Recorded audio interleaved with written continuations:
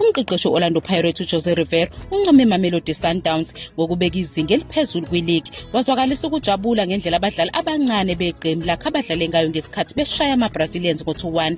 uRivera ukholelwa ukuthi isipiliyoni asithole ngokudlala namaqembu aqinile njenge-Sundowns sibalulekile futhi sisize iqembu lakhe ukuthi lifunde futhi lithuthuke. Lo mqeqeshi we-Pirates uhlabe kumxhwele ngendlela iqembu lakhe eliziphindisele ngayo ngemuva kokubhaqabula kabuhlungu i-Sundowns ngo-4-1 ngasekuqaleni kwalesizini, kanti ujabule ngamagalelo abadlali bakhe abasebancane okukhona kuburile Bohile Mofokeng oshaya amagoli amabili emsuzweni emihlanu yokuvula umdlalo. uRivera ukholelwa ukuthi isipiliyoni asithola ngokudlala imidlalo enengcindezi sizobaluleka ekuthuthukiseni kweqembu nasekuligcineni liphumelele. Njengoba iPirates isazingela isicoco se-league, uRivera usanethemba ngamathuba eqembu lakhe, ikakhulukazi njengoba lisanemidlalo emine esandleni negebe lamaphuzu angu-15 phakathi kwabo ne-Sundowns. Uma kungenzeka bawaqoqe wonke amaphuzu angu-12 ale midlalo abanayo esandleni, lokho kuzonciphisa igebe libe ngamaphuzu amathathu kuphela baqede isizini yeligi ka-2024-2025 ngendlela ejabulisayo.